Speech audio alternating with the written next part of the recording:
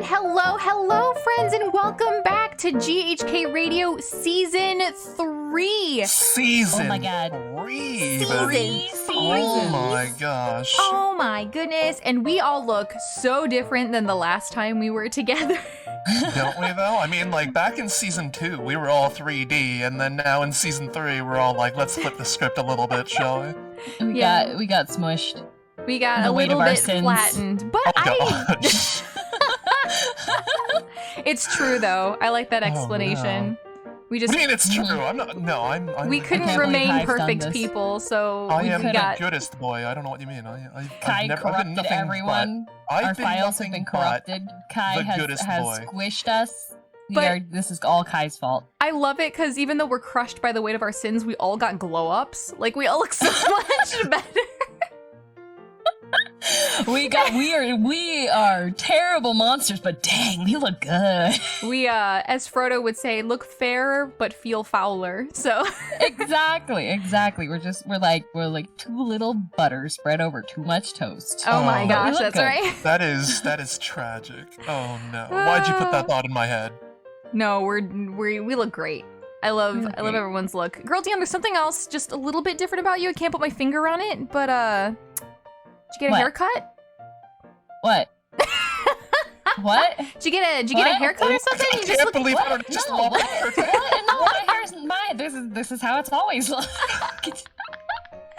This is how it's always looked. Yep. Mm-hmm. Love that. Also, Kai, big fan of that necklace. Love it. Thank you. I It's got a a whole look. new accessories and wardrobe and model and everything. You and, have more layers. and you guys had Mhm. such a muted reaction when you saw it because I haven't shown this off anywhere yet. I haven't streamed with it or anything. Good. I congratulated you, but you didn't debut it, Yeah. and I'm offended that I wasn't invited to your debut. But I'm just Oh learning my god, now. yeah, he didn't invite me either. I literally received this last night. I haven't done anything with it yet. Wow, This is Then you that got it last explains night a and lot. You didn't think to even tell us about it, Harune? I can't believe this. You didn't say, I- guys, I got my new 2D model. Come join in a debut. I No wanted private to surprise showing. You guys. I wanted to. You guys are the first people to see it aside from the rigger. Wow, the rigger saw it before us. What kind of friends are we? Oh my god. Can't have any nice things around How here. dare! I can't believe you've neglected your friends. We thought we Yeah. were close friends, What but part of you two instead, are seeing you just this never man show us coming things. across? I can't believe this. You don't Really even just share your new going up models the with season moment they two, come aren't out. we? Nothing has changed. Not a thing. We all look different, but not a thing has changed. I told you we're crushed by the weight of our sins, but we just Yep. look so much more fabulous. Oh my goodness. Join the dark side. We look great. Yeah, we get glow ups. It's like when you become a vampire and you're just like, but I just want to look more beautiful. I may have to drink people's blood, but at least I'm gorgeous. Can't go outside anymore. Can't do a whole bunch of stuff, but I look delicious. Thank you. I look scrumdiddlyumptious. Love it. But no, yeah. Since you two both managed to debut your 2D models between seasons 2 and 3, I may have put a bit of pressure on my rigger. I'm like, I really need this done for GHK season 3. Wow. You're forcing Oh. your rigger to work under duress? We- Under We communicated so many edits in the last week, Oh no. and they managed to get it to me in time, like last night, and I'm just like, oh my god, thank you. That's incredible. I was gonna wonder why they got it to you last night and when they couldn't have just waited until today, but I didn't. Now it makes sense. Wait, Kai, is that Really? why you wanted more sleep? Were you just up really late, like checking your model? Yeah. Absolutely disgusting.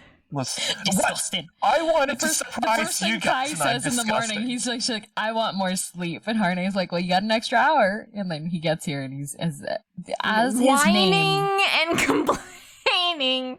as his name does I- dictate, he is I the Kai wanted that does to- not sleep. I True. wanted to surprise you guys. I mean, our recording is today at 1, and I went to bed at like 6, and I'm just Oh like, my god. I was like, oh my god, they're gonna be Bro. like, oh, so impressed, new model, but no, okay. What? I had so much energy in my voice, and I was like, you look so good. Yeah, we were all excited. We were Although the complimenting the thing, rigging. The thing is, though, is that you did not present it with any fanfare. You were just like, "Yep, this is. I'm just putting up my 2D model now." And so I was like, "Wait, Harune, I know what he was doing. I know what he was doing. What? He was doing the show up in the new digs." Oh my god, yeah, that's right. Can you not? I mean, yeah. I mean, when you say it out loud like that, I mean, he's following the tropes. Yes. Yeah, just showing up, looking different. You do look really good. Your new model. Your model looks great. Your rigging looks really good. I think we all do. Well, thank you. Yeah. Thank you. Who was your rigger? Actually, I was rigged by Choco Jacks, a friend of ours. Yay, Choco! Nice job, Choco! You did it! Nice job, Choco. Otsukaresama. Yeah. I have a question. Does Choco know what's under the mask? No comment. Oh! She knows Can the this one Batman. take the mask off? No comment. Okay, if you're gonna debut it here, you've got to show us now. I'm not. But no. you should. What? Oh my god.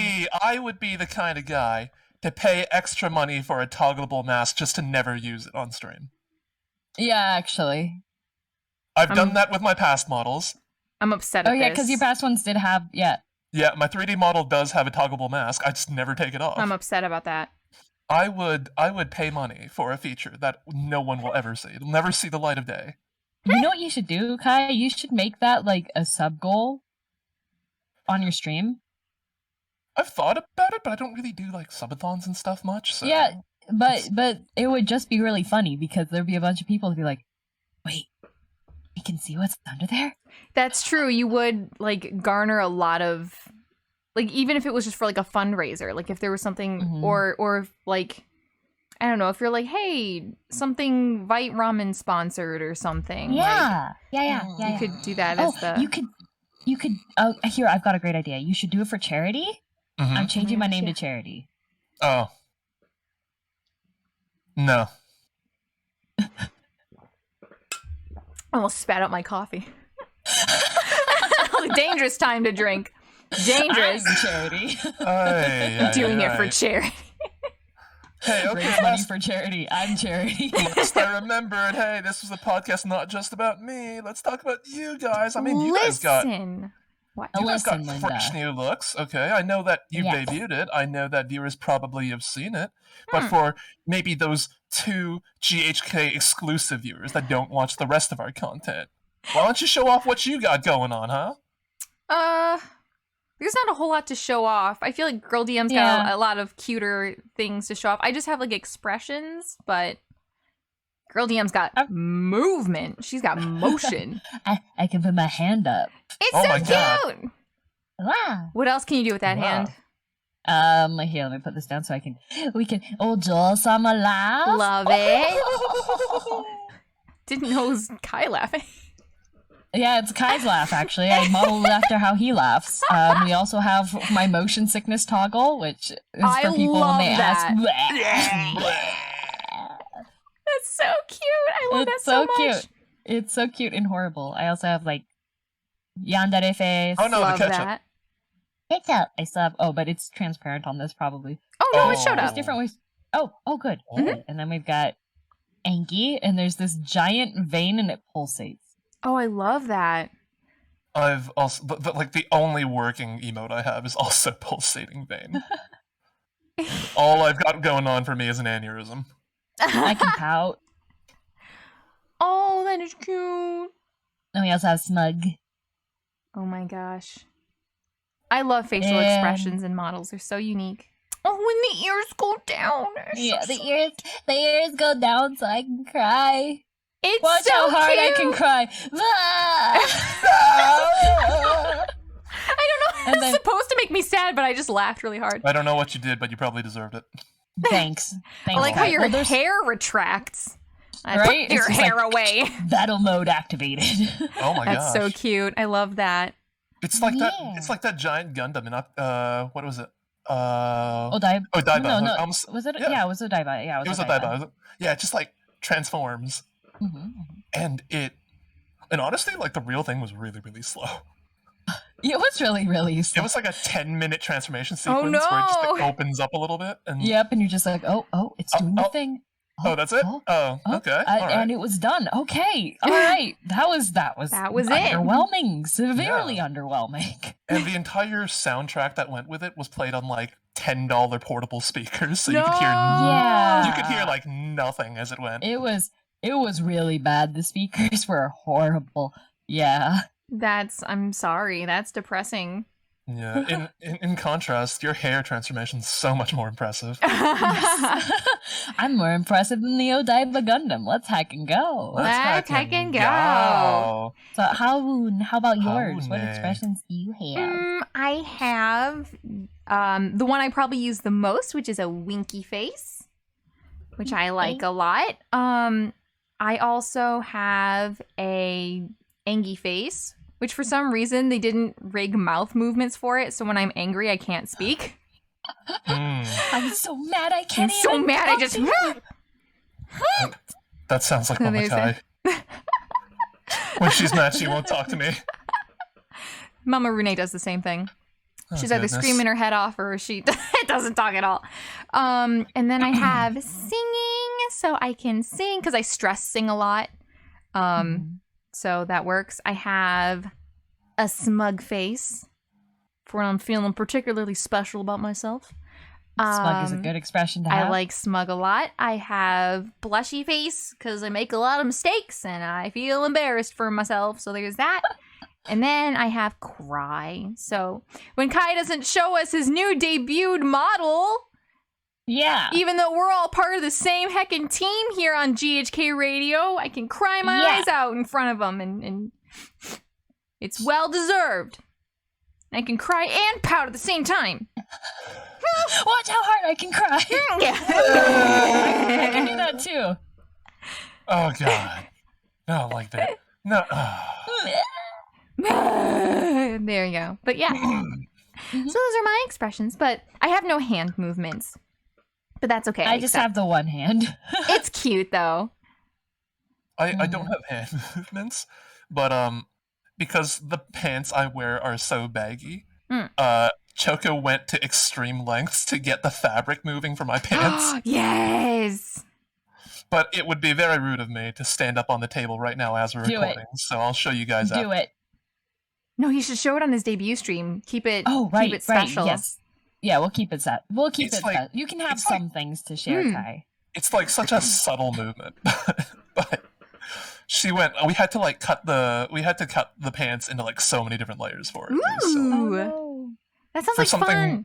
It's for something that like 99% of the time no one will ever notice. But it's for you. So like for example, like my eyeballs like have a bounce and like a little bit of like jelly physics, which is just a small detail just for me. I didn't ask for it, but they actually added it in and I love it. But I know like I never zoom in close enough for anyone to like look at my eyeballs. But like that's just like a small detail for me. So I think, we all probably have something small that we're particularly happy about. Yeah, like I rarely show my legs on stream, and I've got like these really cool boots that are all nice and rigged and everything. It's just a tiny line of Zetairoki. So Whoa. I like specifically was like this has to be here. See, but like it's one of those like just for me sort of things.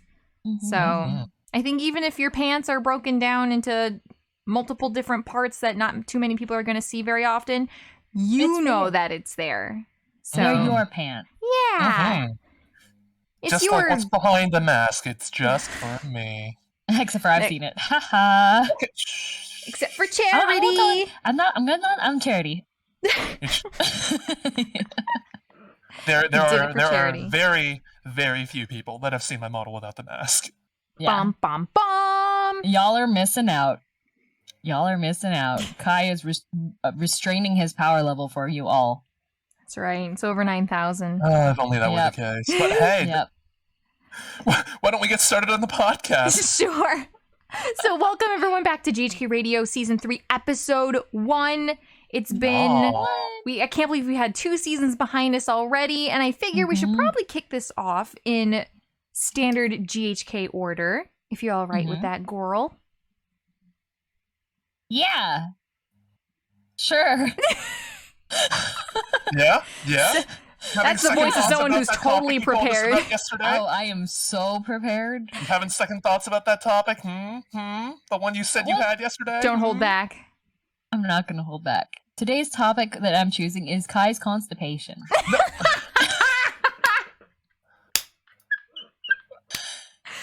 Nemurenai Kai is the most plugged up person I've ever met. When he goes, it's like a deer pooping. Oh no! Having regrets, Kai? Oh god! Oh my god! Season 3, it's gonna be Season fun. Look 3. forward to it. Welcome back! Oh my god. No, mine is Kai's actually bowels on moving. movement. Mine's actually on moving. Okay. Whoa. Yeah. Movement is involved somehow.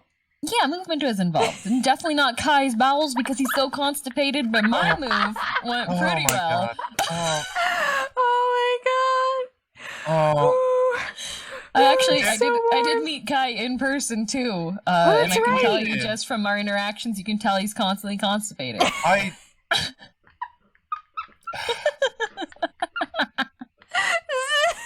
So terrible for God. The problem is the fact that you said it. My face. No matter what I say, I cannot recover from the damage you've already dealt.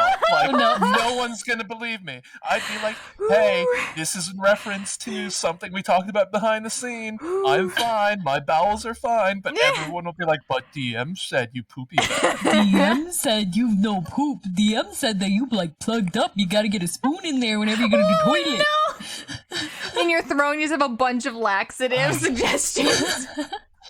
That's what happens all the time. I could talk to my chat about anything I want for like weeks, and they'll know about it for like weeks. And then I make one tweet about it, DM says one thing to contradict it, and suddenly everyone's like, but DM said that But not DM true. said DM's trustworthy. You should listen to what DM says. DM I'm just said- like, why do you give me this much power over you? Why are you trusting everything I've said? They put their faith in a kitty. Yeah, they do. They see the cat. They're like, oh my god, You you're gotta so trust your cute. cat. You have to be. You have to. For the one listener that will believe me, trust me, my bowels are fine. I think it's lightning smite. He'll trust you. Anyways, moving. Yes, moving. Yay. Moving. Yes. So I've moved recently. I Oh, have yes, 10 Yes, times. congratulations. Thank you. Yeah, I have 10 times the space that I've had before. Wow. Wow. And I just want to talk about like what's something memorable that happened to you during a move. Like my most memorable thing. So Mom DM assisted me for a bit. We went to IKEA 5 times to pick up furniture because I didn't really have any furniture of my own. And so, but on like the second day, Mom DM strained her knee. So I forced her. I was like, no, you are going to sit down on the couch that we built the night that I got it. And then you are going to break down boxes and just do general like light lifting helpfulness so that you can rest your leg. Yes. And I'll work on other stuff. And so I have these big display cabinets that I bought because I have a teacup collection and I also have some silver like inherited dishes and such. And I was like, I need places to put this. Mm-hmm. And they're quite big. I think like they are maybe 7 feet tall. Quite large, quite tall things. Quite large.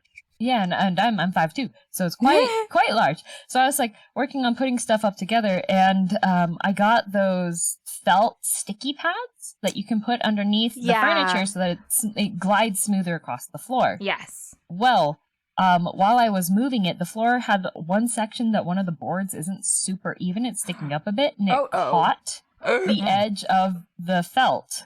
So it was like sticking a bit, and I was like, oh, okay, well, I'm moving this like a short distance over to the wall, this big display cabinet that has like 2 glass doors and then 3 drawers at the bottom. I'm just gonna lift one of the corners of the I know. whole thing went down. Oh. And it hit the dining set that I have, the dining table, and the display part hit the corner of one of the chairs. Oh no. Right on the doors. And the beauty of this situation here is that it missed the glass by a centimeter. So the glass is fine. Oh my gosh. The doors had some damage, like the door has a little bit of damage, but you can't really tell. And a couple of the shelves came out of place, and the backing for it is that really thin, like fake wood stuff. Yeah. So one of those. Yeah, it's kind of like plywood, but it's like it's almost like cardboard. It's almost like construction paper. Yeah. And so that had a little bit of damage, and all of the drawers came out from the front too. That was pretty entertaining. Mom DM screamed at me. She was like, "Why didn't you ask for help?" And I was like, "I didn't know it was gonna fall over." Yeah, especially because like everything was fine up until that moment. Yeah, and I was just like, "But the sticky pad." But nothing. You can't actually tell that it has any damage to it unless I specifically come over and be like, okay, look at this. This is where it hit the chair, and this is the back part that's broken. Everything else looks fine. Wow. The drawers didn't break any hardware.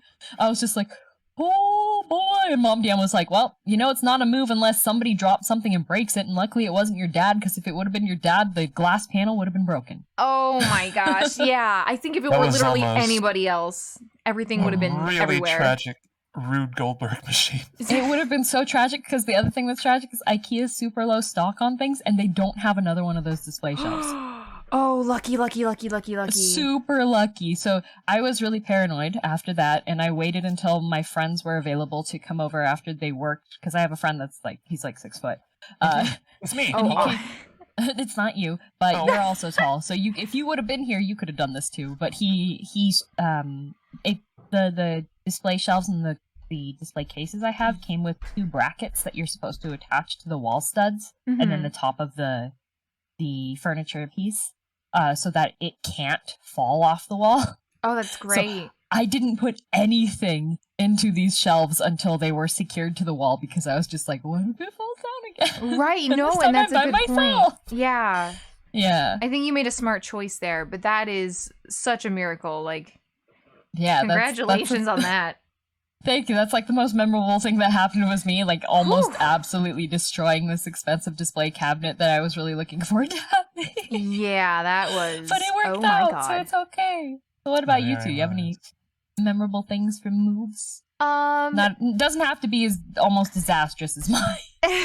Well, I moved about 2 years ago into the place that I'm living in now, but I think my most memorable move story is actually when I was helping a friend of mine move. They were moving into a new apartment, and they needed help moving their sofa, but it had one of those you can lift up the cushions, and underneath is a storage bin for blankets and pillows and stuff like that. Yeah, so but it was really sturdy, super well made, good quality stuff. But because of that, it was incredibly heavy. Oh, no. So heavy. And I think there was 1, 2, 3. I think there was 4 or 5 of us trying to move this thing. And it would have been fine if it were a 1-story, but this friend's apartment had stairs. So we had to try and get this thing down some stairs, and the stairs were so narrow that 2 of us could only stand on one end, standing sideways and holding the couch end in front of us, so we couldn't even support it on either side. And then at the bottom, on the other end of the sofa, was just one guy by himself, just strong-arming all of the weight of the couch. We thought we were gonna crush and kill him. It took. I would have too. It was so precarious, and then to get the couch over, because it was one of those L-shaped couches. Mm-hmm. So to get it down the stairs, so you know how some apartment stairs sort of go. It's not just the stair and that's it. There's almost like a wall that sort of leads the rest of the way up, and then you sort of have to like turn that, and then you get into like the living room area or whatever. So they had this bit of wall that was blocking the way, that was narrowing the entrance. And so we couldn't get the couch through it, so we had to actually lift the couch up and over the wall and then try to maneuver it and almost crush this guy down the stairs. So it was just, it took so long, and we all walked away like scratched up and bruised. It was just... Oh, goodness. It was the worst. And I think after that experience, they're like, if we ever move again, like, we're actually hiring moving men, because that was just insanity. But that was, I mean, it was a good team building exercise, but we all thought someone was going to die that day. It's just that feeling of like this deep seated worry and panic that you're going to possibly injure somebody. It was like, it was sincere fear for like 45 minutes to an hour. We were just like, oh my god, baby steps, but you can't go too slow or else, you know, you don't make any movement, or it could slip and fall down the stairs. So we were like, it was just, I thinking about it gives me a little bit of anxiety still. It's like a time trial. It was horrible. It was horrible. Horrible, but still my most memorable move. That's pretty memorable. Yeah. Try not to kill the friend. Yeah, especially since that was the first time I met that friend. So, oh god, I was like, "Hello, this may be the first and last time I meet you." In one way or another. What about you, Kai? I've moved a couple times before, so I was like thinking of different things I could talk about, but it seems like everyone's talking about damage. Everyone's talking about the damages of being moved. Well, you can do something different. It can be pleasant. You can do something different, yeah. No, I did damage something when we were moving too. One of the moves was when I entered high school. We wanted to move to a neighborhood closer to my high school. Okay. And we had to move one of the sofas down into the basement. It's a sofa move story. It was at that point I was finally at the age where I was starting to be like comparable in size to my dad, because I've always been a pretty big kid, as DM can attest. And the DM's not known you since you were a child. I don't know what does that mean. DM's seen me. I'm seeing big. Kai is like, he's like a kindergartner, but he's just like he's a mountainous kindergartner. You can Mega Max your Pokemon. It's like that. Was it you? He's got clouds around his head. He's so tall. Was it you or Giddy who said, like, I can't believe that voice is coming out of that body? Oh yeah, that was me. That's so mean! No, it wasn't mean. It was just, like, the disconnect, because I'm used to seeing, like, I have only known Kai from his voice and from his VTube model, right? And this one's got, like, more, I would say, more standard proportions. More height, yeah. More height. You actually look taller. Whereas the previous one kind of was in the middle between, like, not chibi, but like that slightly range, right? SD-ish kind of. Yeah, slightly SD-ish. The head was larger. Yeah, so like being used to seeing Kai as like this big head, big anime eyes with the voice coming from that, and then seeing him in person, be like, why are you this tall? Just a mountainous being. Sorry, Kai, continue. So, go ahead. It was the first time my dad trusted me to be at the bottom of the stairs moving. Like, so we have one person at the top who's kind of more just controlling the direction, kind of like steering the couch down the stairs, because there's a bit of a bend. And the one at the bottom has to hold all the weight. Yes. Yeah. So he trusted me to be at the bottom of the stairs to hold all the weight, which was fine. I could keep the sofa up. Until. But I thought that he had full control of the steering, so I paid very little attention to where I was going. Whoops. Oh, no. And 2 steps into this new house, I put a hole in the wall with the sofa. Oh, no. It was a very tight fit. The sofa had those, like, plastic legs at the bottom, the very stubby plastic legs. Yeah. Oh, my God. I relaxed my hand a little bit, and the leg just sank into the drywall. Oh my god. And we had just moved in. Well, at least, like, it's not too hard to patch the drywall. Hopefully, did the previous people leave, like, the paint cans, or was it... Yeah, it was resolved relatively quickly, but you get an earful. Oh boy. I lost all motivation to be helpful right after that.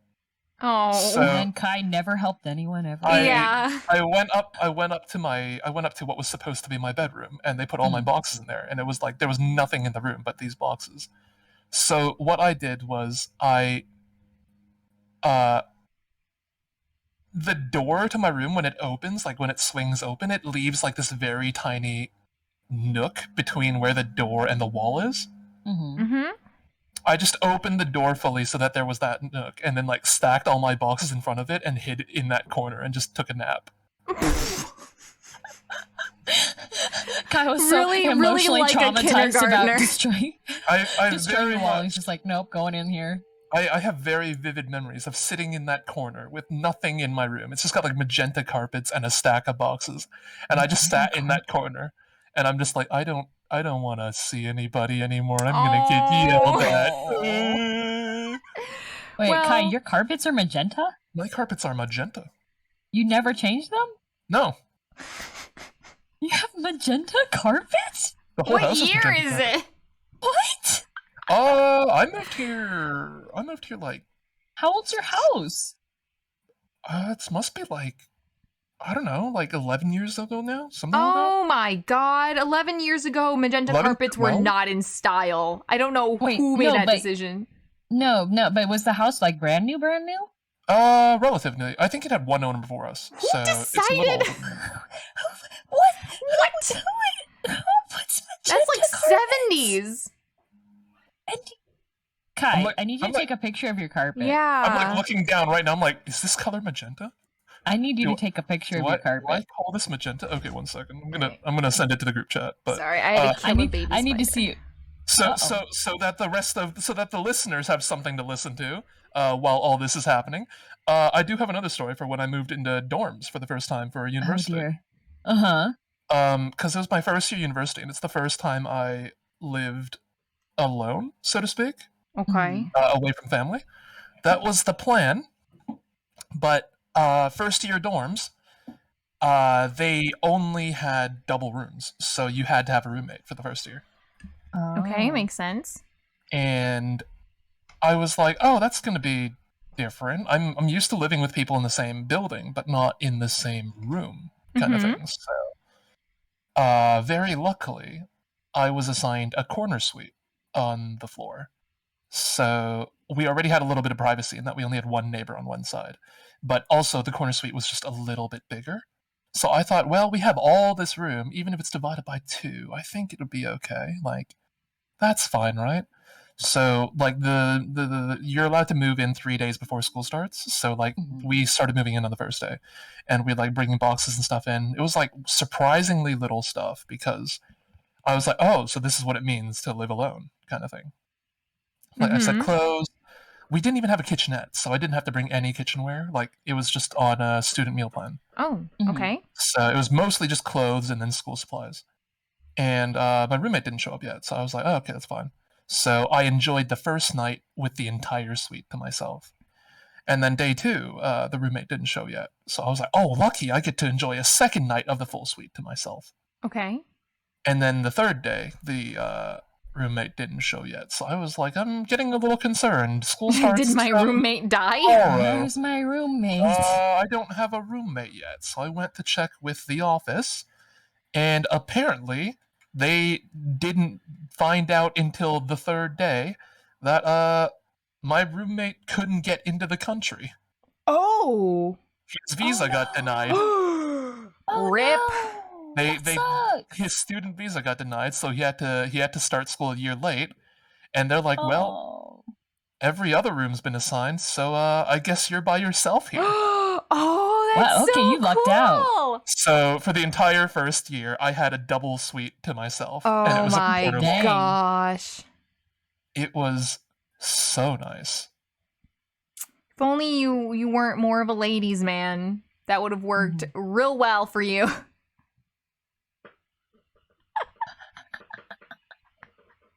I hate it here. I hate it here. I hate it here. But like that's like I assume a lot of college dudes' dream. They're like, bro, you got Yeah. a double suite. It was all for you. Bring over any girl you want. She could even stay the night and have a place to stay, or I guess any of your friends. Listen, I've told the story before. I've told you about Birdie. Yes, I remember Birdie. Yeah. She was crazy. No, she was crazy. Well, I'm not saying Birdie, but just anyone else. I don't actually know if DM knows the story of Birdie. The Mighty? No. I do like that anime, though. I really do like that anime. No. So when I was in school, I was like, I happened to make a little study group with a group of friends. Mm-hmm. It was four boys and one girl. It just so happened that the 3 other boys in the group were all LGBTQ. Mm. So there was an assumption going around that because I was part of that study group, that you were also... that I was also of that persuasion. And I was told this in my second year by Birdie's friends. They all just were like, oh yeah, nobody really approached you because we thought you were gay. See, Kai? That's what I mean. I think you've told me that before, yeah. Oh. They're like, yeah, we weren't sure if you were dating Birdie or if you just, weren't into girls. And I'm no, I'm very much into girls. I was very much and then Birdie approached me, but then she was kind of... We get to finish the story now. She was a little bit... Okay. The story was about Birdie, not Birdie's friends asking if you were gay. Yeah, so Birdie had a boyfriend, but he broke up with her on Valentine's Day. Oh, what a lad. Yeah. What a guy.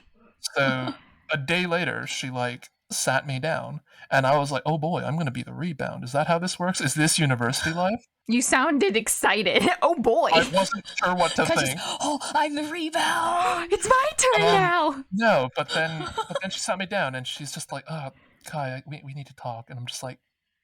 I hate that sentence, by the way. Yeah, we need to talk too. Makes my stomach drop. And I've say what we need to talk about. Be like, hey, do you have time next week to talk about X? Yeah. I was like, oh, maybe she's just really upset that her boyfriend broke up with her or whatever on Valentine's Day. I get it.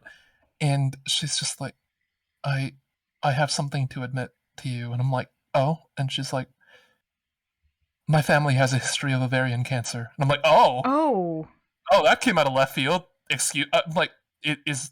So my mind was completely swerving the other way. I'm like, is someone in your family sick? Are you sick? I'm like, do I offer condolences? What do I do? And she's just like, yeah, so... Also, just so everyone's clear, Birdie's a nickname, so I'm not disclosing any personal information. Right. Okay, Kai doxes his university friend. And she was like, so I'm getting my ovaries removed at the end of the year. Oh, wow. And I'm like, no, she said, I'm getting my ovaries removed when I graduate.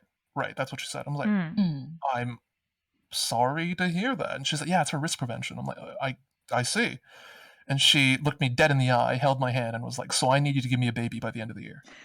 Right. I remember you telling us this one. Yeah. We were second year university students. I was 19. Are you ready to become a dad? And in student debt. And I'm just like...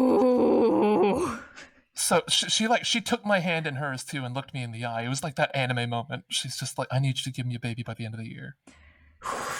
Or no, what was her exact wording? Because that I couldn't respond. She said, I need a baby by the end of the year, looking at me, and I just said, good luck with that.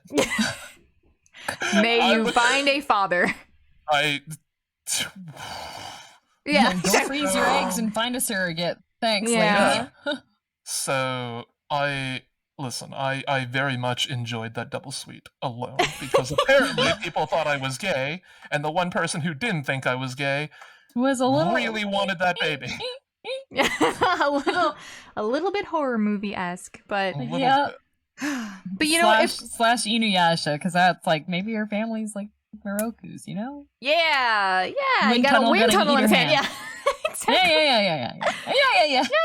Yeah. Guess that Kai, that means you're Sango. Oh my god. You could have been Sango. Could have been I do like Sango. Sango. I do like Sango as well. Yeah, she's pretty cool. No, yeah, but so I used the other bed in the double suite as a storage area. I don't like that you did that. I went to like Costco and just bought food in bulk, and I was dealing it out of my room to like all the other broke university It's students. the food bed.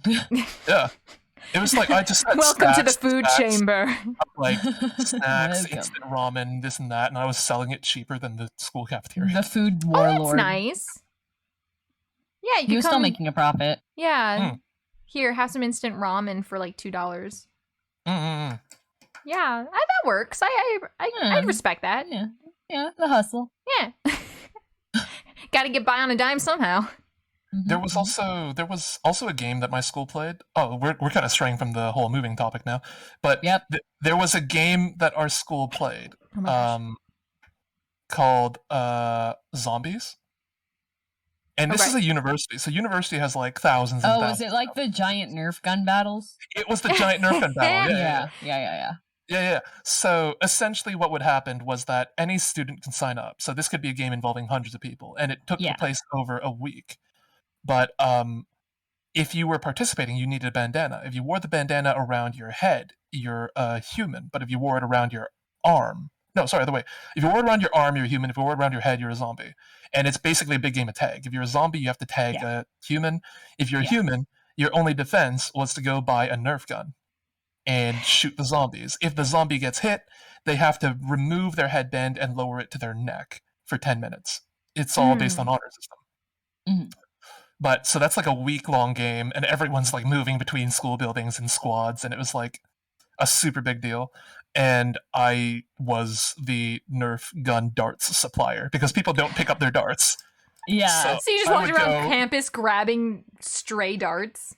Exactly. So people would come to my base, my base, they called it. My base. For refills whenever they ran out called of it, darts. he said, but you said that so smoothly, you called it the base, Kai. I may have Could have been also a bachelor pad, but no, it was a No, Nerf it was gun the base. base.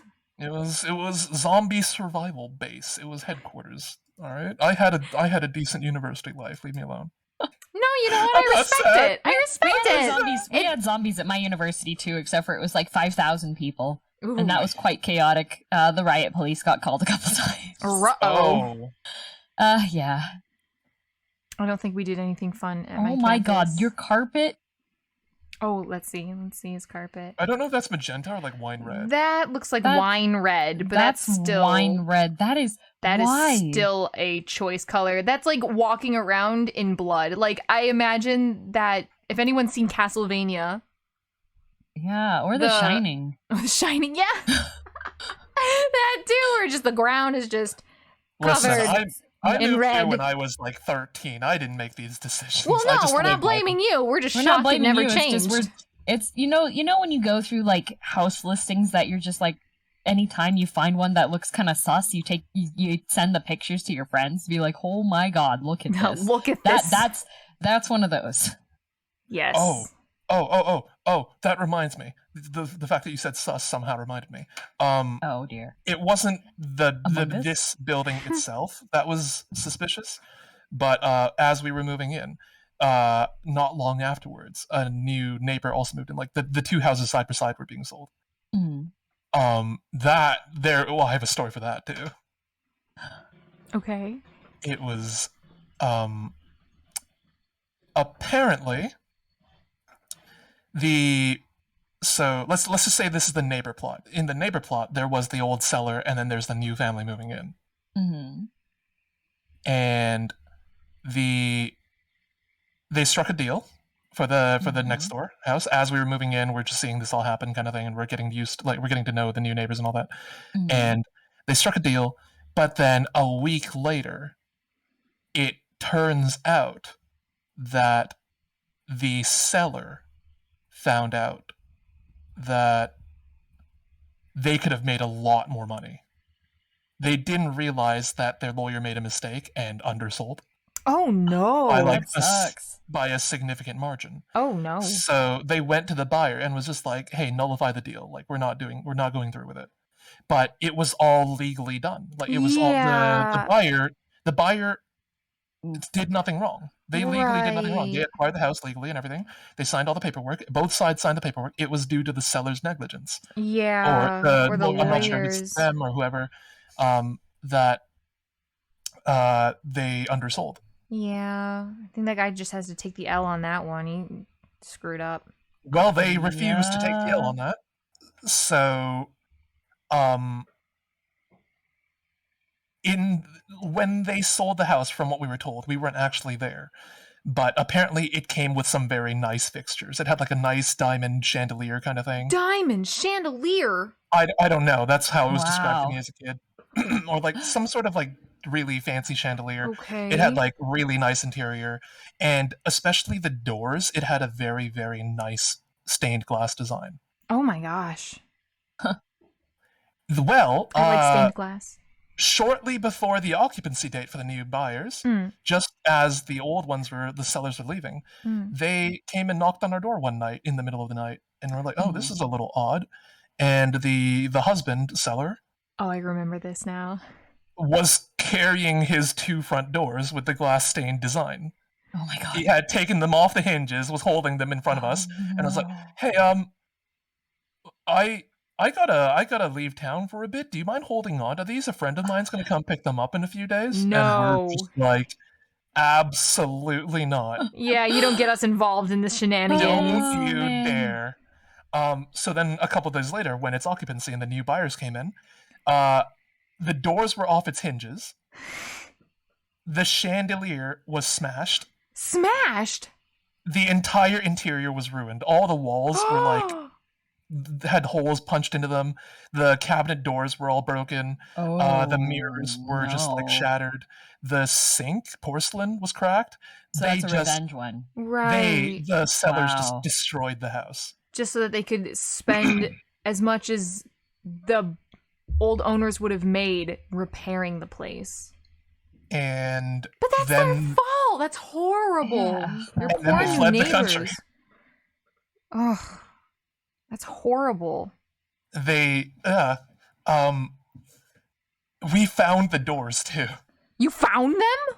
As we were like driving out, apparently another neighbor down the street was holding the doors for them. Oh my god. Oh my goodness. So last we heard, they got wrapped up in a big legal battle with the buyers, but then we were just like, we're washing our hands of this. This has nothing to do with us. We're out of here. Right, exactly. Well, because once you agree to hold the doors, you're an accomplice. Exactly.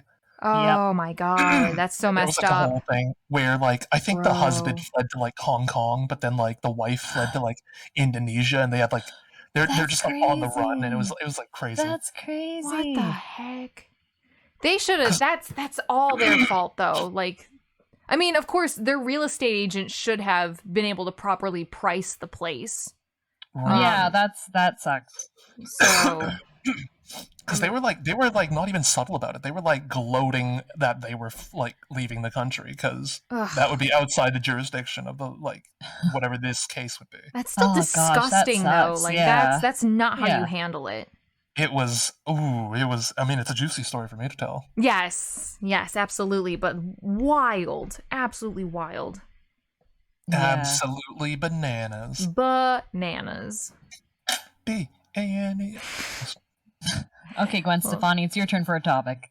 Wait, no, it's Harune's because we're going in GHK order. GHK order. How dare you skip Harune? Excuse you. Fine, it's fine. I'm here to listen to you two talk because I like you guys. Oh, I like you guys too. Thanks. My topic is a little bit more on the spooky side. Is it Halloween? It's not Halloween yet, but you know, it's so the day of recording is September 11th. In which we that is today. It's Grandparents' Day. It's also the day in the States where we remember the tragedy of the Two Towers. 21 years ago? 21 years ago. Oh my god. But that's not what my topic is about today. since the start of September is also the start of the quote unquote fall season, even though it's not technically fall yet, but like kids are back to school. And like the fall winter schedule is starting to get into full swing now. So I thought I'd kick us off into the spooky season a little bit. And a couple of days ago, so this article came out on the 8th of September on CBS News, and actually I found out that it was also on a lot of other like news websites and things like that. But the title of this article from CBS News is called "Skeleton of Female Quote-Unquote Vampire Unearthed at Cemetery in Poland." And I think it's a bit clickbaity, and I'm going to explain why, but it worked because I saw it and I was like, I want to read that. So what's going on? Yeah, tell me about it. So a Polish archaeologist research team led by a man named Professor. Ooh, I should have looked up these names. Professor. Yeah, his name was Professor. Professor Dariusz, it's SZ, so SZ is an SH sound. So Dariusz Polinsky from the Nicholas Copernicus University in Turin found the remains of a woman with a sickle around her neck and a triangular padlock on her foot in a cemetery in the village of Penin in late, or I'm sorry, not Penin. I'm going to pronounce it Pien because... Pien. I'm in Pien. Pien. But yeah, I can only think of that like a horror game that Kai played once of the same name. But yeah, Pien. So I'm sure there's a proper way to pronounce that in Polish, but I don't know how to say Polish words. So Pien in late August. Okay, so this was pretty recent. So along with the sickle and padlock, the woman was also found with a silk headdress woven with gold or silver thread, which is indicative of her high social status. So this was a woman of high breeding, right? She had this silk headdress that she was buried in, and yet still buried in such a way where it was like, I don't know, it almost seems... Yeah. Like, it's showing two different things. Like, we respect this woman by putting this silk headdress on her, but we're also going to put a sickle around her neck. Yeah, and we're also going to lock her in her grave. So, yeah. Seemed pretty weird. But the padlock and sickle apparently dates the burial back to the 17th century, as it ties into the superstitions of that time. Like, it was literally called, like, a vampire epidemic or pandemic. Sort of like what I equate to like the Salem witch trials, like that whole Salem or the witch trial panic. Yeah, that's what I was thinking of too. Yeah, as an equivalent. Yeah. So the 17th century had a similar thing with vampires that was going around in Europe. So specifically, the sickle was supposed to decapitate the body if it tried to get back up. But I was a little bit confused about this because from my understanding, and you guys can correct me if I'm wrong because I didn't actually like dig my heels into the research of why people do what they do, but I always thought that like people did body burials, right? Like where they put the body in the casket and then they bury that under the ground so that their body is ready for the second coming of Christ, right? So it's like that whole idea that like, oh, he will resurrect everyone from the dead. And so this whole idea that like, oh, well, if your body is buried unscathed, right? Like if you have a full body burial, then, you know, it's ready for the Lord or whatever. But like if you're going to put a sickle around their neck when they try to get back up, like wouldn't that decapitate them during the second coming? You know what I mean? Like I was just like, how do you wait a minute, right? So I was a little bit confused, but they did say that other practices that they did to prevent vampiric resurrections was also things like either smashing the bodies or cremating them, which is a little bit more like today. But yeah, I really wanted to go into like more details of like why they, or like what they must have thought when they were putting the sickle around the neck. But I don't think there's any like written documents about it. So I'm just going to read the last bit in the article. So let's see. So it says Polanski, which was the professor who led the team, right? So Polanski explained that in addition to practices with a sickle, sometimes corpses were burned, smashed with stones, or had their heads and legs cut off. So they would just decapitate them and cut off their legs anyway. All right, they're good. Toss it in. Yeah, right. They're good. So it says experts are planning further research at the cemetery, aided by new technologies for surveying the area. In addition, researchers from the Institute of Archaeology at the University of Krakow will conduct DNA testing on the remains to learn more about the deceased woman. Such a discovery, especially here in Poland, is astonishing, especially now, centuries later, he said. This is not the first discovery in the country. Archaeologists led by Leslie Grigorica of the University of South Alabama in the U.S. found 6 so-called vampire skeletons, quote-unquote, at a cemetery in northwest Poland in 2014. So it just sounds like they, just more burials that were following that type of practice. But that's crazy. How shocking would it have been to, just dig up a grave? You're like, oh my gosh, we found somebody. And it's like, oh, and with a sickle. What's that about? You know, even worse to find, though? Dig up a body and find that they have been decapitated by the sickle that was around the neck. Oh my gosh, yeah, the sickle was still in place, but the neck was, the head was gone. Yeah, that would actually be a super cool find. Ooh, close call there. Good work. Centuries later, they're like, we did it. Well, one of the interesting things that they used to do with one of the practices with burials is that you could have an option to have a grave bell. Oh? Which was essentially a bell that was put on the top of the grave, and then it was connected with a string or chain of some sort to the person buried in the casket underneath. Oh. To ensure that if they had been buried before they were actually dead, if they woke up in the casket, they could ring the bell. Oh my god! And how the often did that gravekeeper happen? was responsible for helping, keep an ear out for any bells ringing. Oh my god! And some of them even had a tube as well that could be like a speaking horn, so that the gravekeeper could talk to whoever was if somebody woke up. Oh my god! That was one of the inventions that was made. How often does that happen though? That's terrifying. So prior to the more modern medicine type of thing, it was possible to go into a deep coma or something, or to appear in a state of death, and then you're not actually dead. Oh my so there God. have been coffins that they've unearthed that they have found scratch marks in the top of the coffin because the person woke up and they're like, I'm not dead yet. Oh no! And then you've been buried alive. And so to prevent that from happening, you have that bell there. But that's also led to some really cool horror stories. Yeah, I could imagine. I can't remember, there was a murder mystery where the killer removed the bell.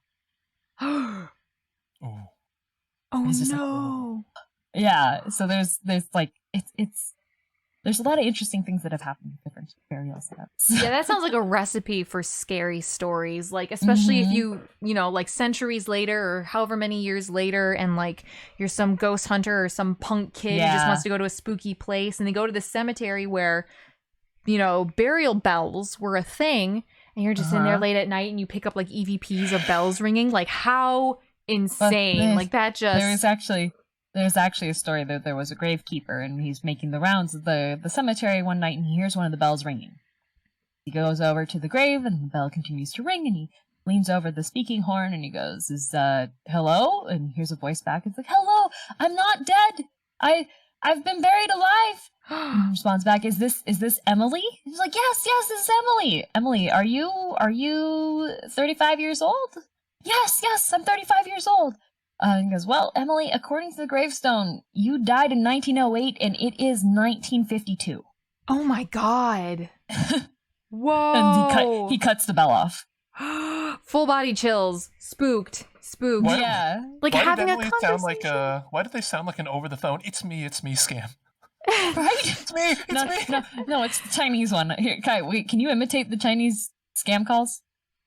Hang on. Hey, wait, what? There you go, what? It's it like what is it? It's the ones where like people would always like do the scam call. They would call and just be like, "Oh, it's me," until the other person on the other end Says like a name or feeds them something. information. It's like, "Oh, my Yeah. son, is that you?" It's like, "Yeah, it's me, your son." Like, or I'm like, in jail. I need money to break me out. exactly. It's, Oh it's my like, gosh. Go know, buy me some Google Play gift cards. it's all Tell it's me all the the same. number. Exactly. Right? Oh my Like, gosh. you don't start the call with just, "Oh, it's Kai, it's Kai." It's just, "Oh, it's me. Kai, is that you?" "Yeah, it's me, Kai." You know, Yeah. like Right. they're feeding off the information that is being Kind of given like to how them. like some of the like the TV psychics, Yeah. Yeah. they'll also work on that too. Do you is a tall, dark-haired man who wears a mask somebody that is familiar to you? Oh my god, that's Kai. Right? Yeah.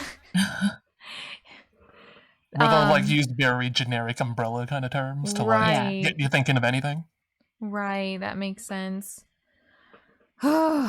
Thankfully, I haven't received any of those kinds of scam calls, but actually one of my friends, their grandmother got a call from a scammer, and they were like, "Oh, it's your grandson. I'm in a jail in Ohio and I need money What the heck? to get out." So she's freaking out because she's an immigrant. Like she Yeah, wasn't yeah, originally yeah. born in this country, so there's already a little bit of a language barrier. Yeah.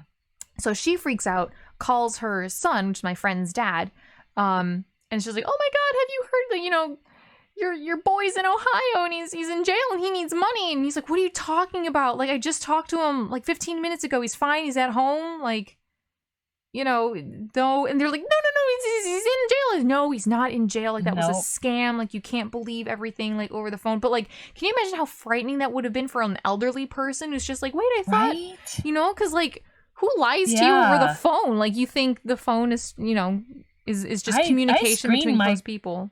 I screen my calls so much now just because of like how many scam calls there are, which is really unfortunate because like I need to take calls in order to pick up like deliveries for me. Yeah. And half the time it's like, "Oh, phone's ringing, gotta pick it up." And then I pick it up and it's a chime and then it's in Chinese. I'm like, this is not for me. I know. Yeah. Nowadays it's like, if like, I'm more likely to respond to you in a text than pick up the phone for a phone call. Because like nobody ever calls me except for Mama Renee and like one other family member. So like if it's anybody else, I'll always wait until they leave a voicemail. And then if they don't leave a voicemail, or if it's like, I love this one because I got a voicemail maybe like a month or two ago that when I listened back to it, it was silence for about 30 seconds. And then it says, "You did not identify being human. Goodbye." And I was like, coming from an automated bot? Like, excuse I you? am human. Excuse me? Yeah, like, wait, what? I didn't identify as human? My robot brethren. Yeah. Chotomate. Yeah. "You are not human. Bye." And I was like, "Neither are you. All right, bye." But thanks, I guess. Yeah, that's really annoying. But yeah, so that was my... Oh, go ahead. Oh no, sorry, you finish first. Go ahead. Oh, I was just about to like wrap it up and be like, well, that was my topic because, you know, to kick off the spooky season. But you were going to add something, so you go ahead. Oh no, yeah. Somehow, like when my grandma used to call, it always sounded like she was trying to scam me. Like she'd call our house phone, and we could see that it's her number. So we're like, "Hello, grandma." And then there's like silence. It's like 5, 10, 15 seconds silence, and then all you hear is, "Huh?" and then she hangs up the phone. Oh no! And then she'll call again, and we're like, "Hello, grandma, it's us." And then, "Huh?"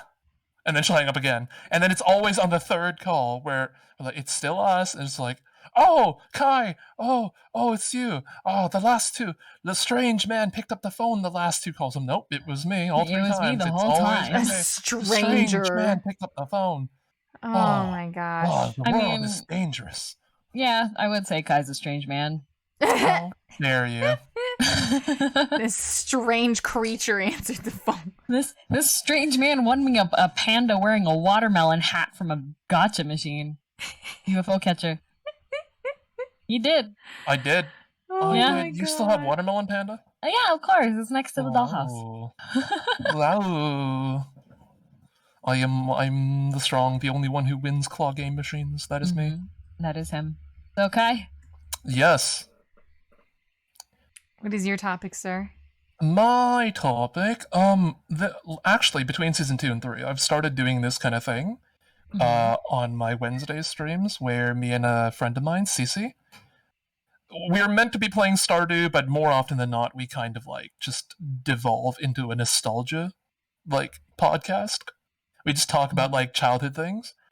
And one thing that I recently rediscovered was a box of old childhood toys in the basement.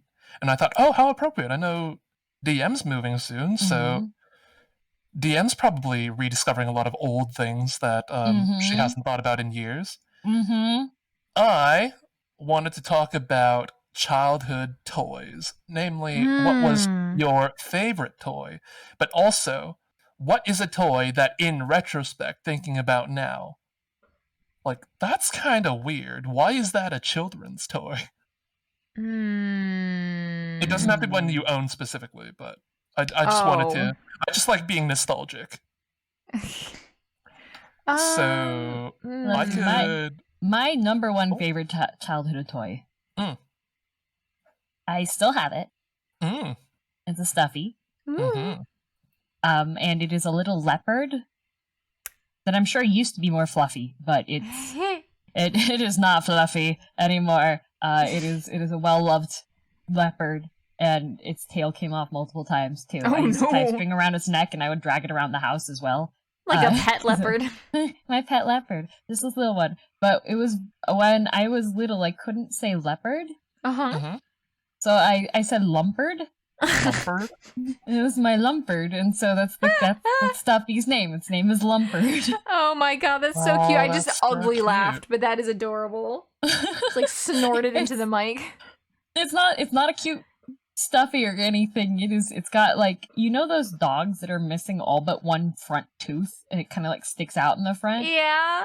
It's got its mouth stitching and only one of the teeth, like it had like kitty cat fangs that were like stitched on there, but only one of them's around, so it kind of looks like it's got that like underbite with the solo tooth sticking out. Tooth. I love that though. That's but so I love her. Cute. Well, because like you said, that means it's like it's been well loved, you know? It's like the Velveteen Rabbit. Aww. I have no idea what that means, but mine's actually it's a children's story, The Velveteen Rabbit. It's about a stuffed rabbit, and it's about it's a toy, and about how very well loved toys eventually wind up becoming the real thing. I love that. It's bittersweet. It's a bittersweet children's story, but it's like Toy Story. Yeah. All right, I'm sorry, Kai. Go ahead. Oh, your necklace moves. Oh yeah, it does. It's got physics to it. Oh, I love that. But yeah, actually, mine's also a stuffy. Okay.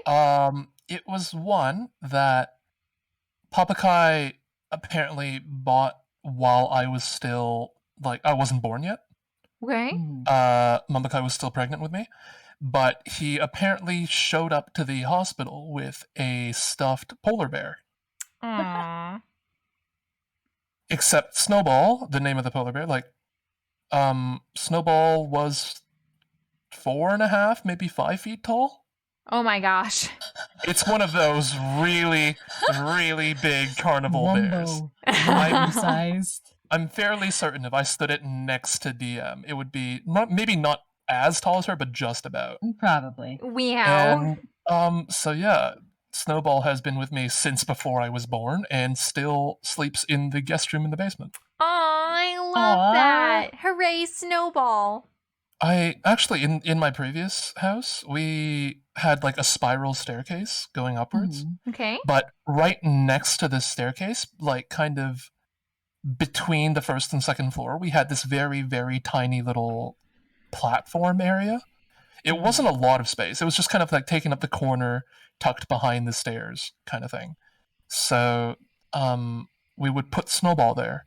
And then eventually any kind of stuffy we got from like carnival games or like this or like presents or that, like Christmas as kids, we would start piling up our stuffies there. eventually, I'm pretty sure we had like over 100 stuffies on that platform, but it was just like a really big snowball and then a bunch of small animals, like just like all around.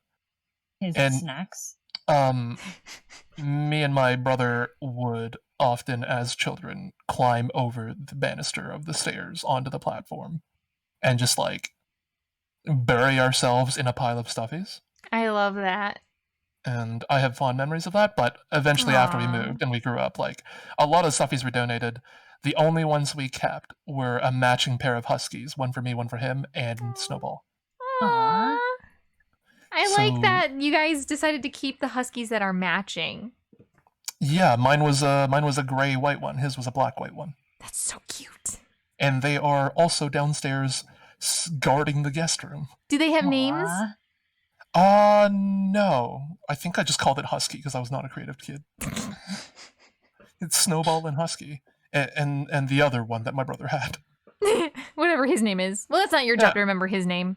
That's your brother's job. Snowball, Husky, and the other one. Yeah. It's just as he's fondly referred to. Exactly. I don't know if I have a favorite, but I've always, excuse me, I've kept every single plushie I've ever gotten in my life. Oh my goodness. Even like I've gone through Even the ugly ones? Yes, even the ugly ones. But I've like I was looking through some baby photos of like shortly after I was born and as I was growing up, like into my toddler stages, and I recognized every single stuffed animal I saw in there, as well as my blankies. I still have my baby blankies. I have mine. I have my baby blankie. It's a different one. I have my baby pillowcase. The pillow on the inside is no longer there, but I still have like Just the the tiny case. little pillowcase. Yeah, It has my name stitched on it. Oh, then that's a good reason to keep it. Yeah, but I've got all my baby blankies. I've got every single stuffed animal I've ever owned. So I don't have a favorite. I will just say that like the one I've probably manhandled the most, I still have. But it's actually one that I got like into my adulthood. It's a dolphin pillow pet that I named Haru because that was like during the time where when I was in exactly, yeah. So like when I was so freshman year of college, it was me and 3 other friends. And so it was like us 3 girls and 1 guy. And we were I wouldn't say we were super into free. It was also the same time where 50% off came out. Are you guys familiar with that? Vaguely, you've mentioned it to me. So 50% off is like an abridged version of free. I get it. Yes. Yeah. Free and 50% off. Okay. Yes. So all of us really liked 50% off, and we were like, okay, well now we have to watch free. And the one guy in the group who loves 50% off was like very hesitant to watch free because it just seemed like too not enough about swimming, too much about like love and friendship, and it just like friendship and intimacy and platonic contact. Yes. All of the hinted stuff that made him feel a little uncomfortable, I guess. All of the subtext. Yes, exactly. All the subtext that weren't so subtext in 50% off. Like that guy just like the creator of that just like capitalized on that, and like, you know, it was a really well created show though. So we all watched free together. And the one guy friend reluctantly got into it, like was reluctant at first, but then we would meet every week and be like, time to watch free. And he'd be like, it's free time. Yeah, he'd be like, oh, okay, I guess it's time for free. So we all ended up, all right. All right. Yeah, it's like I wanted to watch watch the this with you swimming or with the anything. boys and their camaraderie show together.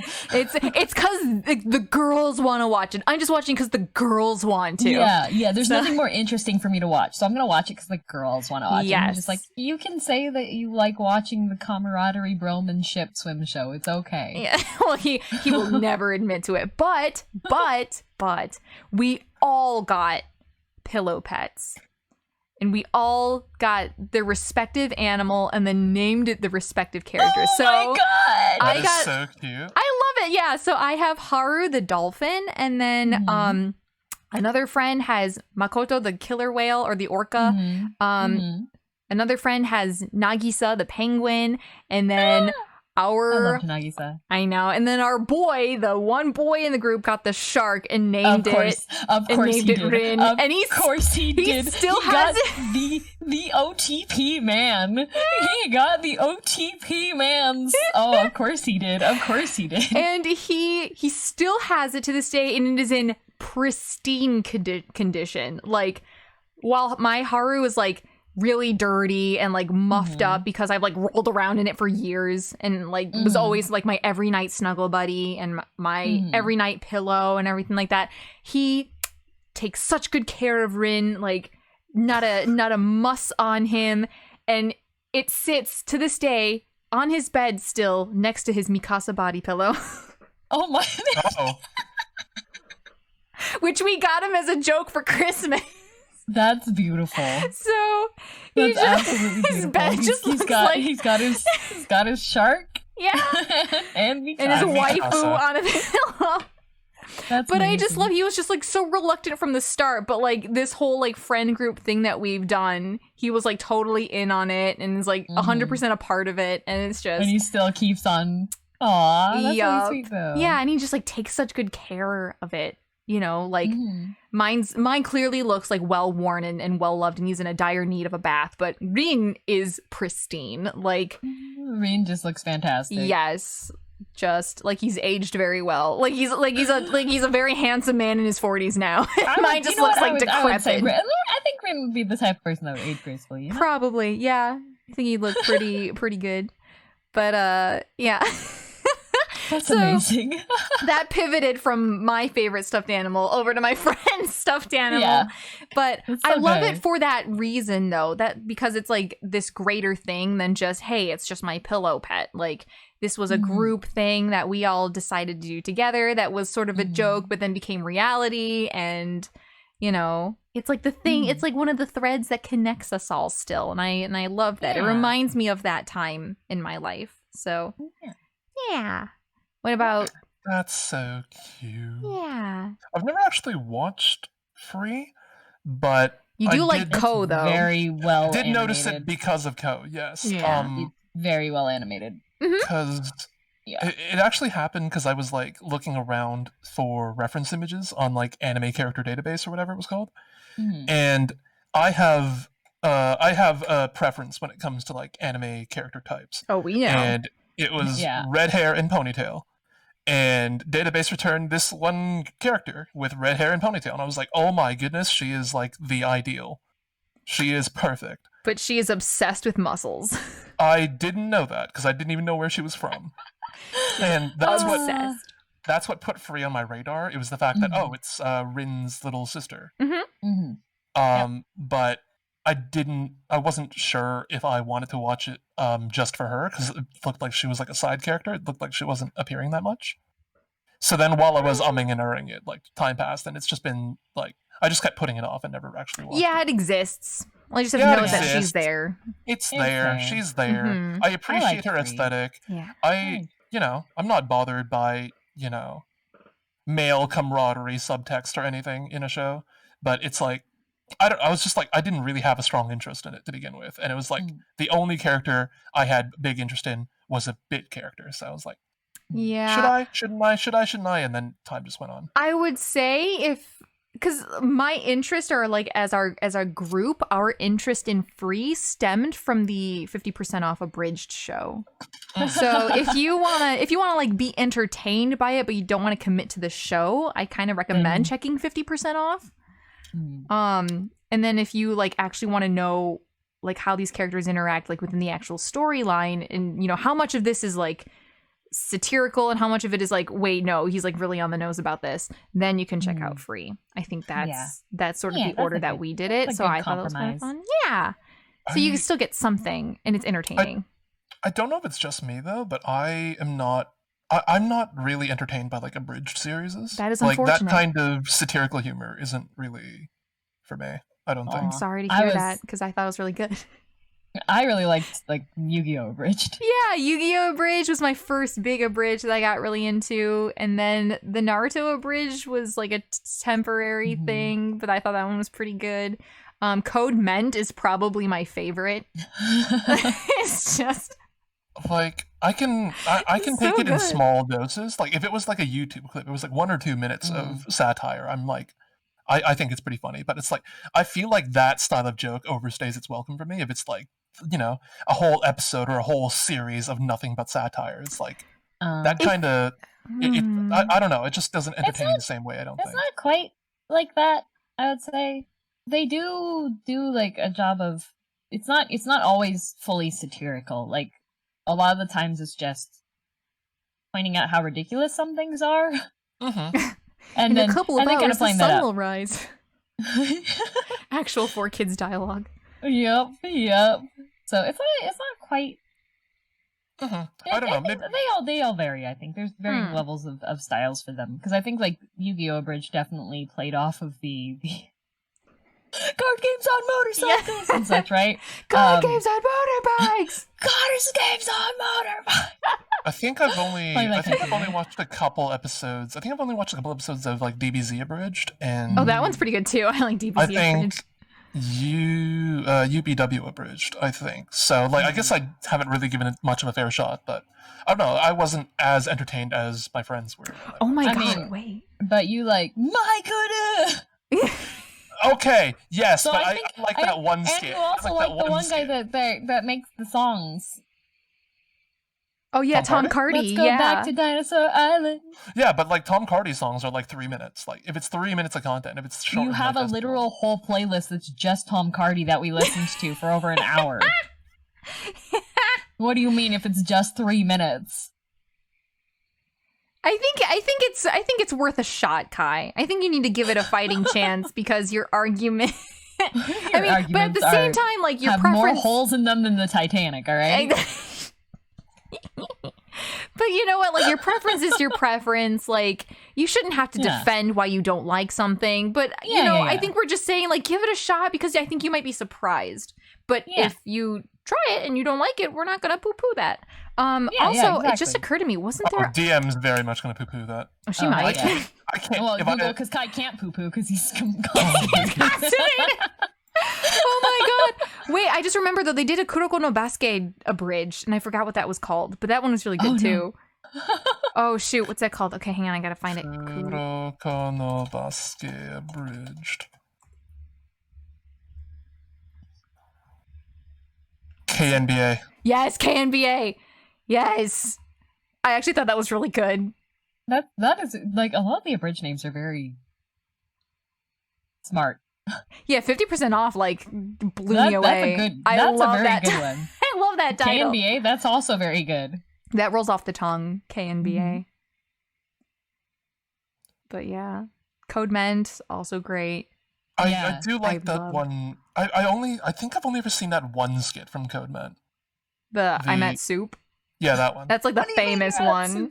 That's the only one I know from that show. I liked that one, but I thought there were other equally great moments, and it actually took years, I think, before the I'm at the soup store thing actually caught on. I think because it got used in a Team Fortress 2. Ah, that meme. Okay. Yeah, it got used in a Team Fortress 2 meme with Pyro and Demo? Was Spinzaku from Code Ment, or was Spinzaku just a meme on its own? Spinzaku's just a meme. Yes, they don't change Suzaku's name in Code Ment. Yeah, but Spinzaku was just because that scene was just awkwardly animated in the first place, and so Spinzaku's been a thing. Round, baby. Yep. Now that meme, the you spin me right round, I think that's in Code Ment, but I don't think they ever call him Spinzaku. It's just. It's just there. It's just such a good. I love that show so much, and then they somehow tie it into Soul Eater, where like Lelouch is related to Death the Kid. Like how they do that is just so stupid. Ugh, it's so good. I love that show. I should rewatch it. But anyway, I don't want to go on a tangent. But yeah, Girl Jam, did you? Yeah, Lumberg. Oh Oh, yes, that's Lumpert. right. Okay, I'm Lumpert, sorry. Snowball, that's and right. Haru. Yes. Yeah, Snowball Haru. But I think part as far as two- like stupid toys went, that was part Yes. 2. Yeah, stupid. Oh, Stupid toys. yes. I think like so when I was growing up, we did not have the highest of funds. So like I used to watch when I was watching TV because there'd just be the commercials for all the toys and such, and I would just like deadpan turn to my mom DM and be like, "I will have that." I would would like make this it now, mine. please. That's literally what I would say. I would not say I want that or mommy I want this or anything. I'd look at it and go, I will have that. I would have newsflash, I did the not. smoked salmon and the toy on the TV screen.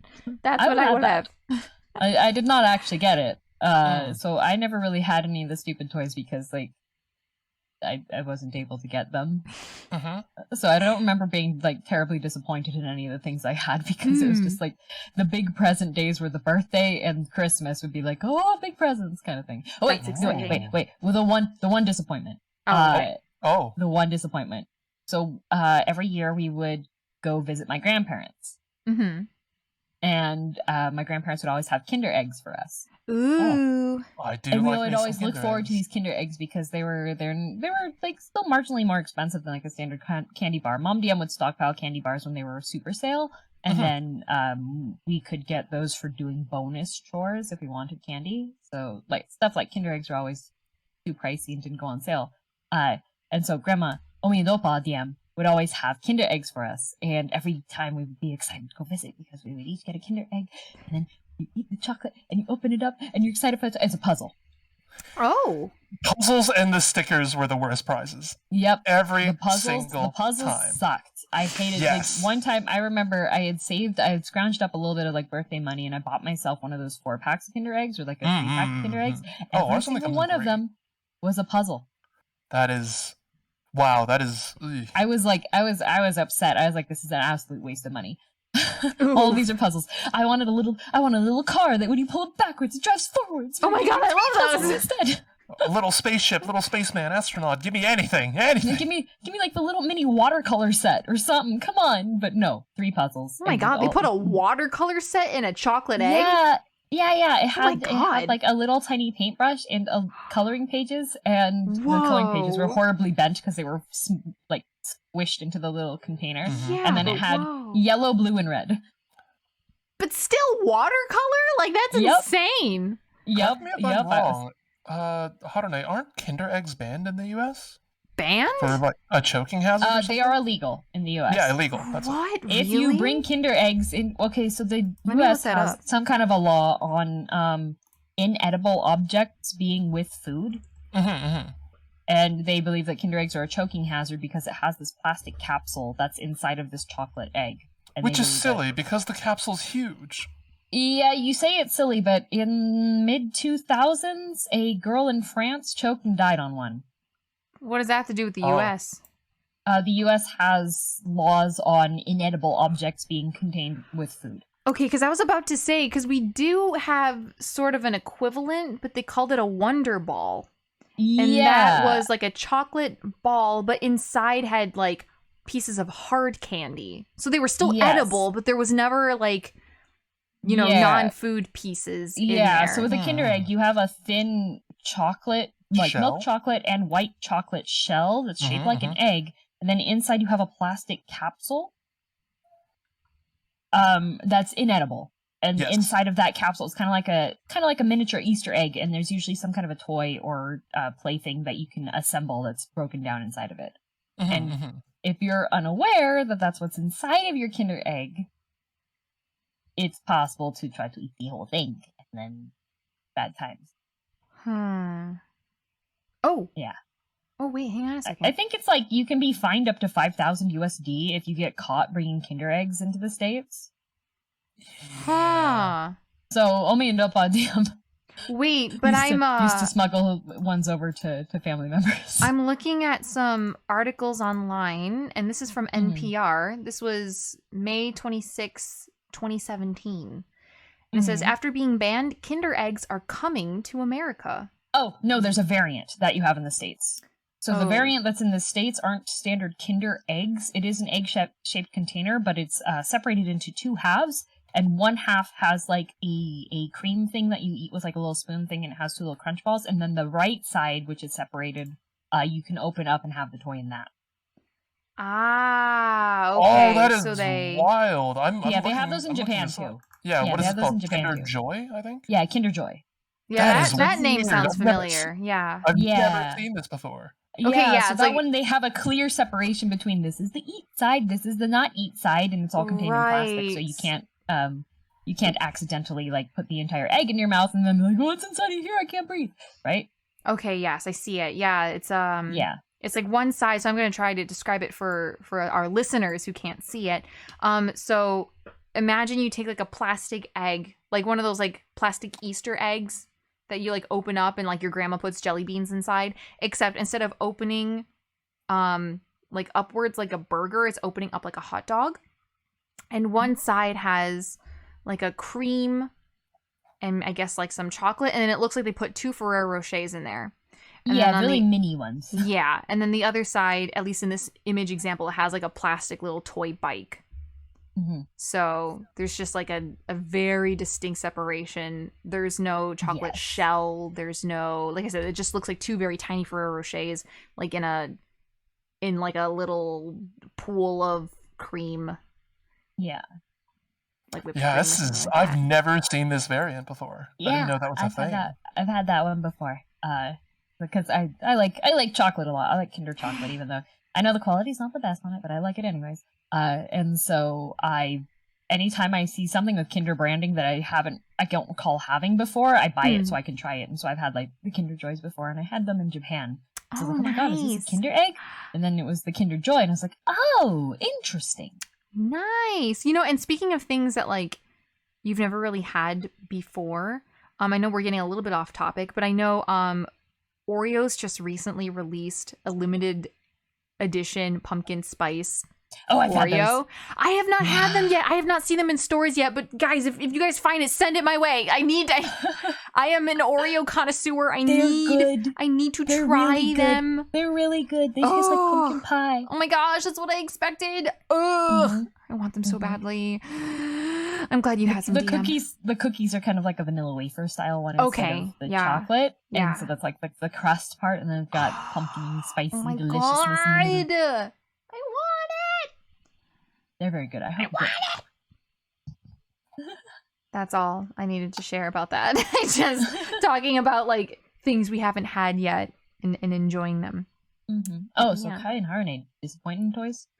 I don't know, because I wasn't actually given a whole lot of toys growing up. Which probably explains why I kept all of my stuffies, because those were often gifted Precious from cargo. yeah, it was like from family and friends, or I'm sorry, I should say like extended family and friends of my parents. Mm-hmm. So like my parents themselves wouldn't really buy me stuffed animals. Mm-hmm. Because they were always gifted from other people. So didn't really get a lot of toys. I remember I had to skip it. Those things were like public enemy number 1 for my ankles.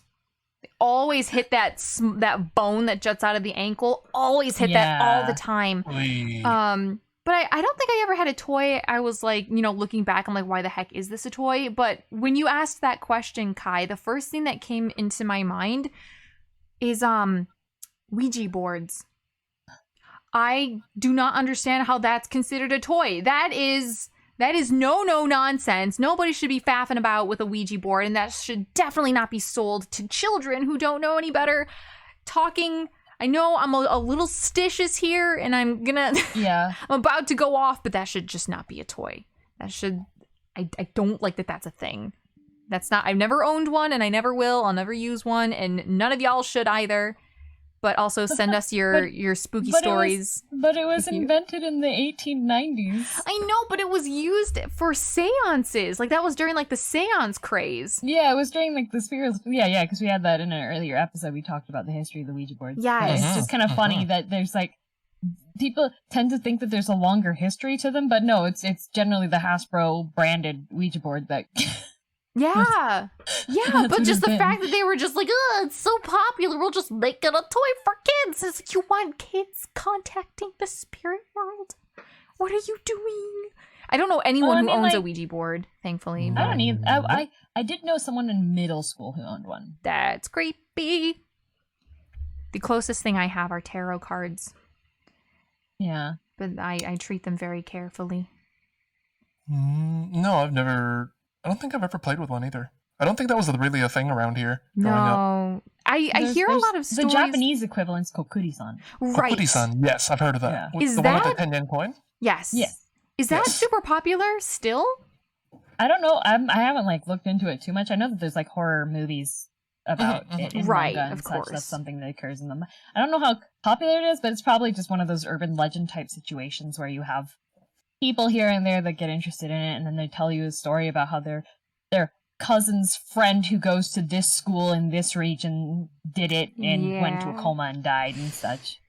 I love I think I saw this in an anime, which is the only time I found anything that's relatively similar to a Ouija board to actually be kind of funny, where it was two girls and they were playing Kokuri-san and they did not like each other.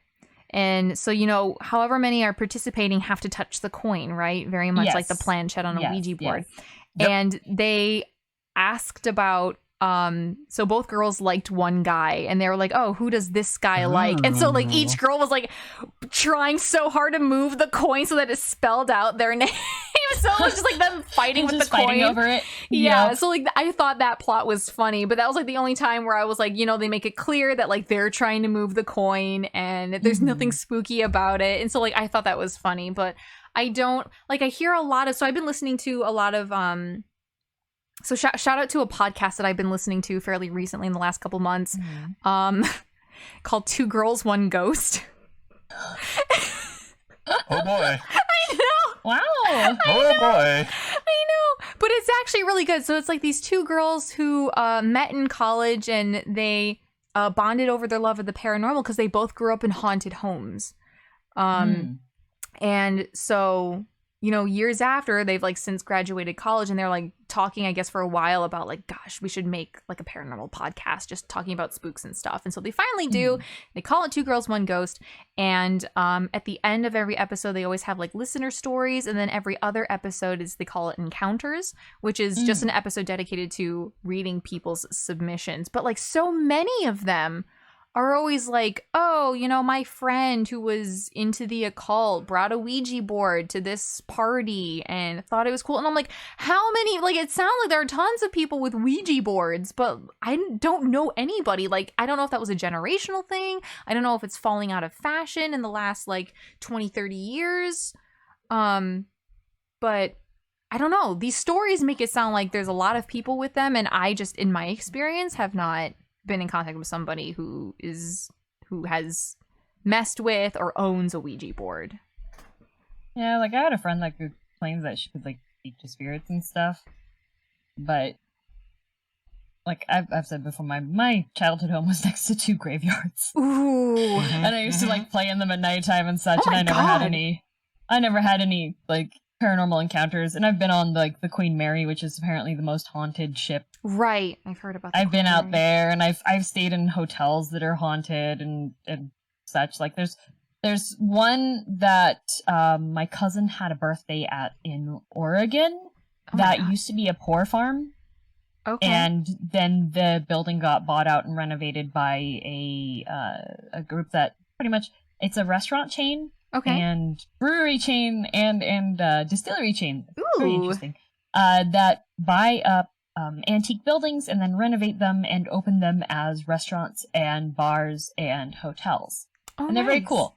And so I went to one of these, and apparently we stayed in one of the really haunted rooms, but nothing happened. So wow. Either I am natural ghost repellent, or they just don't want to say hi. To me. So if you're ever concerned about like going to a haunted place, just invite me to come along, because I guarantee nothing's gonna happen. I might, because I'm always like interested in checking out places that are rumored to be haunted, but I'm just superstitious enough that I'm afraid of like bringing something home with me or something.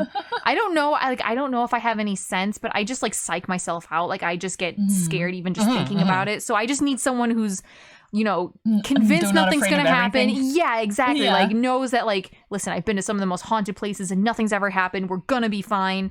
Yeah. So I think I need someone like you. I've done like, I've tried like recording video at places too, and there's nothing ever that shows up on it, and just like because I like to do urbex sometimes, which is the urban exploration. Oh, so it's when you find abandoned properties and you go check them out, but you don't touch anything. The only thing you take away from it is photos. That is like the prime rule to it, is that you do not want to leave a trace at all that you were there, but you are there just to appreciate the state of disrepair and how time marches on, and the history of the place. What was that saying? Like, take only photos, leave only footprints, or something like that? Yes. Okay. So like, yeah, you don't want to change. You don't want to litter. You want to like. You're not going to change anything with the layout. No, you don't need to leave your mark. Your mark is the photos that you take home with you. Right. Yeah, you don't need to be that guy with the Sharpie. Drawing on the wall. Yeah. Yeah, you don't need any souvenirs. If there's something you think's really interesting, then take pictures of that thing and then leave it where it is. Although sometimes if there are like beer cans or something that obviously were not from when the house was abandoned, then I will, if I have a bag with me, I'll like pack some of the garbage out. Oh, that's nice of you. Just to like clean it up a bit. Leave it alone. It's the Girl Scout in me. We used to have to like do garbage collection on nature trails. Yeah, I've stayed in haunted parts of forests too. Oh no, the ghosts like PBR. Stop! Oh no! Well, if they're PBR ghosts, they don't deserve these cans anyways. But yeah, like I've stayed in like haunted forests as well, where they have rumors of like, because I'm West Coast. A lot of West Coast has Oregon Trail parts, and there's parts that they're like, this terrible thing happened in this region. Right. I've stayed out there. Yeah, I need someone like you with me if I ever do anything spooky, because I just knowing that something's spooky, like I walk in there already like all skeeved out. You're all primed. Exactly. Meanwhile, I'm here and I'm like, oh yeah, I also went to the Penn State Penitentiary historical location. That's supposed to be super haunted. Yeah, that's where they filmed. That's where they filmed Shawshank. Yeah, and it's also where like a whole bunch of high profile killers and serial killers and such were executed and had their last days there. Yeah. So, I've been all up and down that. Nothing happened. I was a little disappointed. I was just like, ghosts? Anybody, somebody. Anybody? Please. And like there's of course panels are like, there's this section here is haunted if you're here by yourself. And it's like, okay, I'm here by myself. Leave me be, I'll stay behind. We'll see what happens. I was just like nothing. Disappointed. Well, not as daring as DM. I'm never really like too worried about like paranormal things popping up. Like it's always like in the dark and the damp areas. I'm always worried about like bugs or like creatures jumping out at me. Yeah, bugs. No, it's like, like poisonous spiders or like snakes or whatever coming out. Like that is what I would be more nervous about if we were going like urban exploration and all that. I'm not too worried about like, oh no, what if Ghost drops a brick on my head? But it's like, what if a spider drops a brick on my head? It's just because I think I have a constitution that is very attractive to bugs. I always get eaten alive by like mosquitoes and stuff. Oh, well, me too. Do you like bananas? I do like bananas. That's why. I like bananas, but I don't eat them all that. Yeah, there's a thing. If you eat bananas, it attracts mosquitoes. Yeah. Oh, but it's not just that. Like spiders, I've gotten bit by like a whole bunch of things before. Like, I've had a spider bite swell up to like the size of a tennis ball once. It was pretty bad. Oh no! Wow. I had to help a girl drain a spider bite on her back. Ooh, ouch! That was really fun. I think we bonded that day. But I'm sorry. Continue. It just brought back that memory. Oh, no. Yeah, that was all I had to say. Go on. Yeah. Okay, so Ouija board was Harune's. I can't believe this is a toy. How dare they? How about you, Kai? What was your disappointing toy? I think in the 90s, like what I found in my like recently unearthed like closet was that at one point apparently I had bought a pack of Mighty Beans.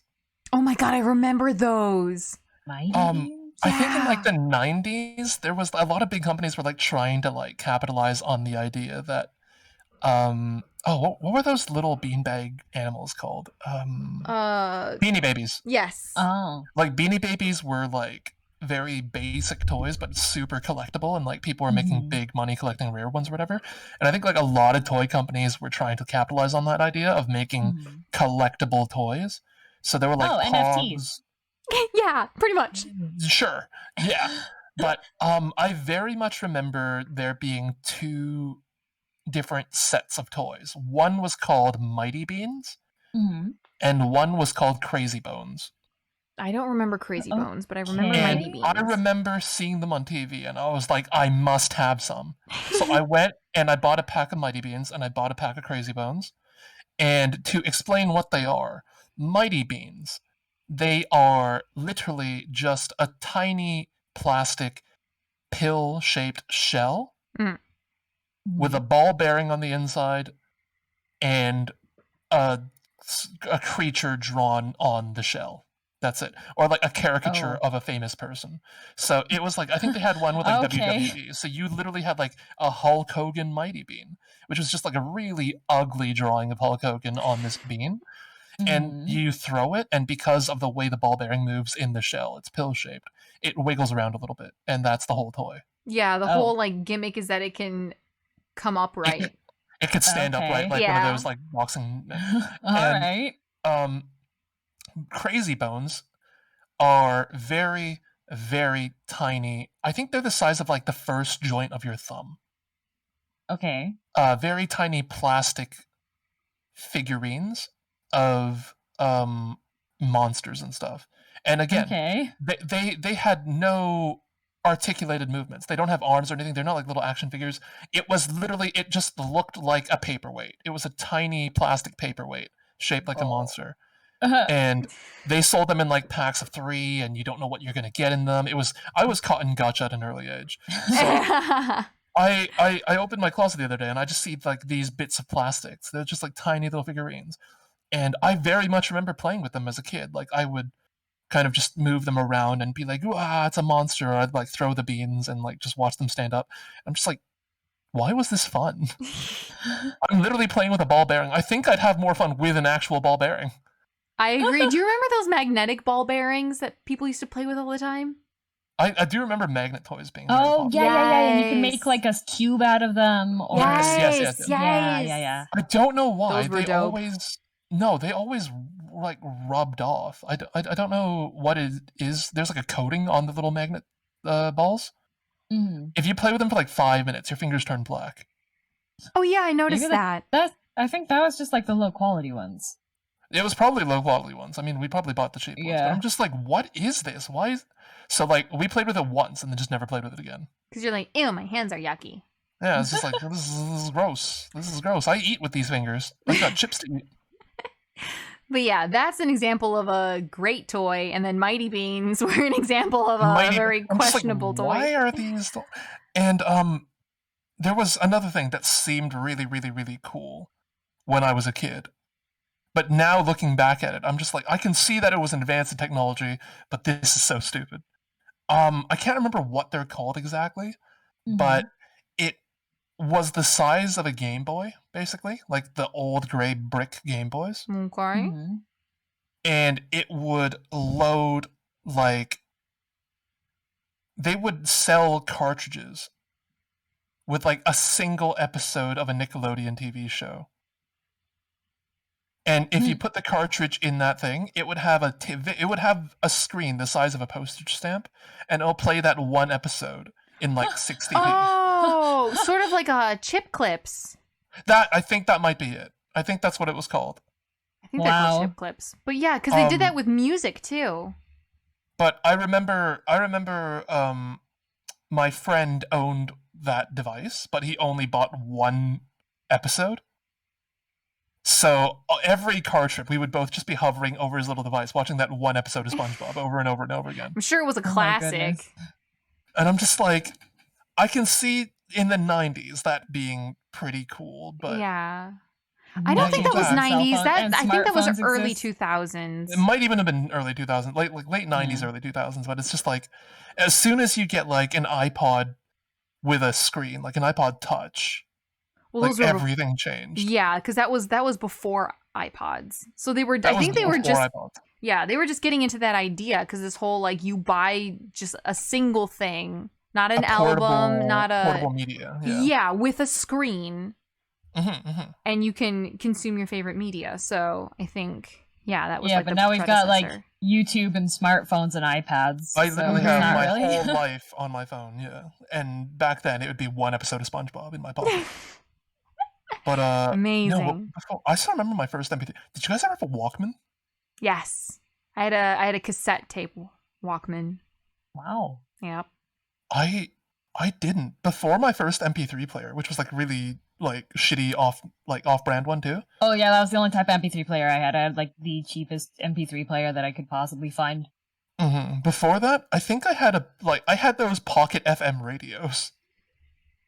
I didn't have like a Walkman or like anything like that. Huh. Those you were had- a lot smaller too because you weren't carrying anything. You just needed the signal. Exactly. the- Like you had to pay for CDs and stuff, and I'm just Yeah. like, I don't have money for this. Right, so you just listen to the radio. Yeah, I had a cassette player one, and Mama Renee would like go to the library and borrow like recorded readings of stories that she was interested in to like help with her English. So she'd be outside gardening and she'd listen to these cassette tape Walkmans just in her ears. They were so clunky. She'd borrow them. Yeah, just massive, just like a thick brick in her pocket. I think my Pocket FM radio was like super. It was like one of those really, really cheap made in China ones too. That I think I got it out of a gachapon machine. Was it like outside a red Chinese or blue? restaurant. It was like neon yellow, see-through Oh my plastic. god! Yep. The size of like an eraser, and like it was from one of those $2 gachapon machines outside a Chinese restaurant. So it's like no name, no brand, no nothing. Right. Just And like could every pick up a channel was signal. just static. Oh, okay, no signal. Yeah, ugh, how strange. How the times have changed. Like, I just can't. It's weird to think back on that and like to get immersed back in that time period and then to mentally return to the present and go, I can now watch any video that I want on my phone. I am now going to watch an entire movie on my phone. It feels really weird now, though, that kids' toys are basically just cell phones. Yeah, Yeah. I don't know how I feel about that. Like, I I think went I'm out gonna- for dinner, and there was a family of 5 on the next table. There was the mom, the dad, there was, like, the eldest son who was maybe, like, 6, the little sister who was maybe, like, 5, and then a baby, like, in the booster seat or whatever. Mm-hmm. And they all had iPads. Like, the baby was watching, like, a cartoon on an iPad. The little sister left her iPad at her seat and was trying to fight for her brother's iPad or whatever. And it's like, no, go get your own iPad. Go get your own iPad. I'm just like, what? Because those were treated as the shut up toy. Yeah, Parents like, were having all these kids and they were like, oh, I don't want to deal with my child making noise. Here, have my phone, which eventually then have an iPad of your own. Just be quiet. Because now they're just like, oh, just dangerous. I like, know. I didn't have a cell phone until high school, and it was like a flip phone that I could only text with. Yeah, I didn't get my first cell phone until I was 18. Yeah, I had a paper route, and so I got a very cheap, like, pay-as-you-go phone. Yeah. Right. So But, that like, as a when I was necessity. doing my part-time job, so that my parents could like be in contact with me if something happened. Yeah. Right, but it wasn't a toy. It was a necessity. Nope, it was not a toy. No, Exactly, It was, like, it I was the didn't- work phone. I didn't have a cell phone that could surf the internet until, like, university. Mm-hmm. Yep. Same. I could only send text messages.